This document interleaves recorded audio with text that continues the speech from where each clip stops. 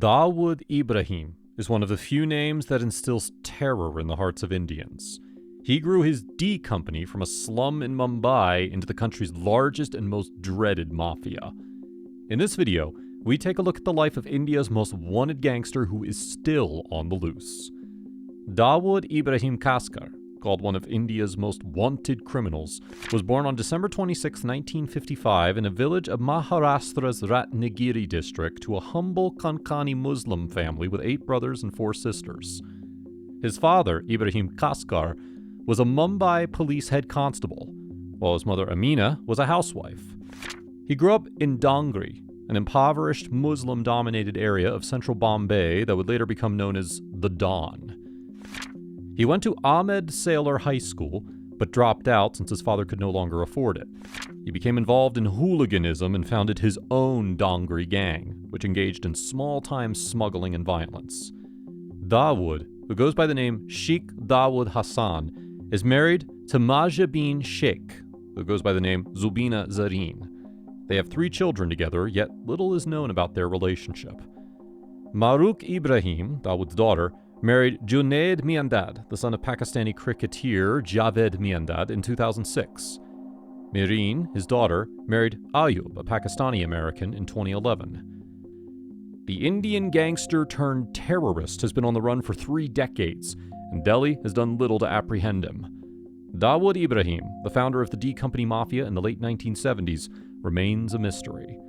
Cops are still on the lookout for him. Gossip magazines are guessing his every move, and barflies are whispering his name as if he were standing right next to them. They weren't altogether incorrect. Dawood hasn't lived in Mumbai since the 1993 bombings, when he assisted in the detonation of 13 explosives that leveled swaths of the city and killed 257 people. He then escaped to Pakistan, a neighboring country. According to most sources, he's still there. Mumbai, India's so-called maximum city, is still ruled by D Company thugs. They smuggle and skim, pimp and push. Goons from the D Company smuggle large shipments of drugs into the city, extort Bollywood stars, and rig cricket matches.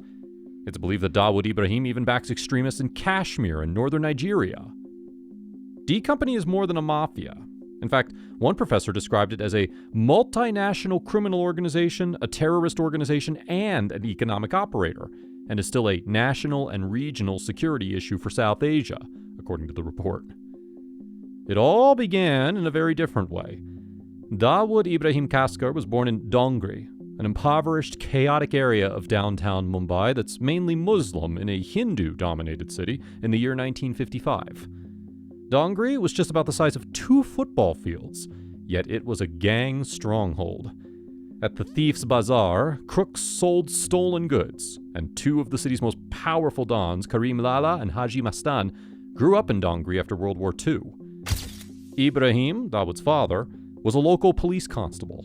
However, earning a consistent income was never in the cards for Dawood and his brother Shabir, who were involved in theft, robbery, and fraud from a young age. Dawood was a methodical planner with a short fuse. He got his break when he was 19 years old, when he jumped a courier for Haji Mastan and made $200,000. While the others were taken to a local police station by Ibrahim, he sensed an opportunity and told Dawood and Shabir to continue battling Mastan. However, he wanted them to work with the law by their side instead of taking it in their hands.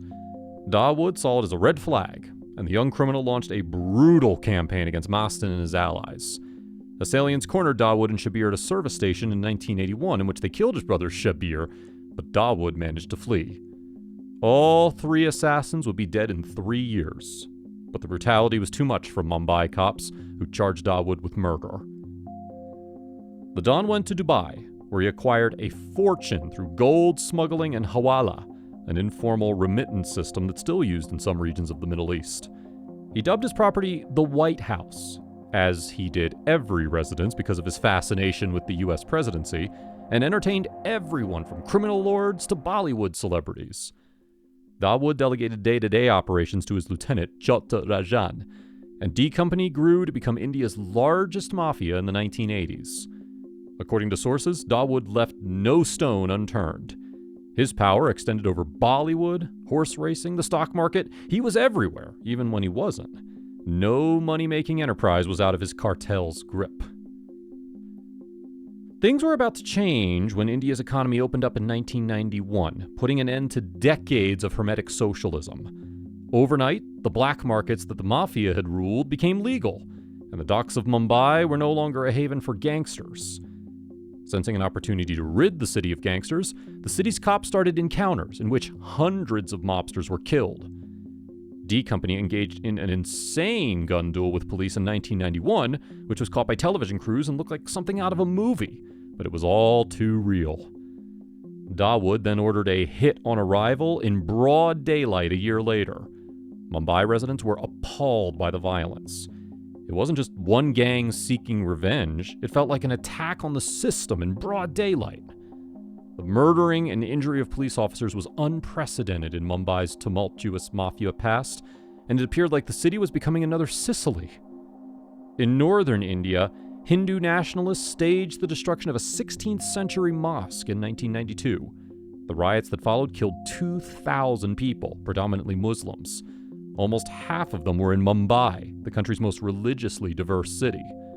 The Bombay Stock Exchange, Air India headquarters, and the office of the Shiv Sena, the far-right organization that had campaigned for the mosque's demolition, were all targeted by 13 bombs on the 12th of March the following year. Dawood's gang had moved beyond the brutal defense of its commercial interests to an indiscriminate political vendetta against an entire city. And Mumbai had been reduced to its knees by Dawood Ibrahim as D Company had evolved into a terrorist organization. The Don was placed on the FBI's and Interpol's most wanted lists. His arrest demanded by Mumbai residents who were outraged by the bloodshed and merciless killings. The attacks repulsed Rajan, who was of Hindu faith, and he took his share of D Company's operations to Kuala Lumpur, while Dawood and his associates relocated to Karachi, Pakistan's largest city. They hid in another White House, where they were protected by Pakistani officials eager to maintain a bargaining chip against their rival neighbor. Dawood made restitution to Pakistan. He bailed out the country's central bank with a large financial loan and armed the Lashkar-e-Taiba, a militant organization intent on reclaiming Kashmir from India. He even provided money to Boko Haram, a northern Nigerian Islamist outfit. In 2008, Lashkar terrorists killed 31 people in Mumbai with bombings and raids, including a 4-day siege of the city's famed Taj Mahal hotel. That's a wrap for this video. Where do you think Dawood Ibrahim is hiding? Is this the end of his terrorist activities? Well, let us know in the comments below. Make sure to give this video a thumbs up and subscribe to our channel for more videos like this. See you in the next one.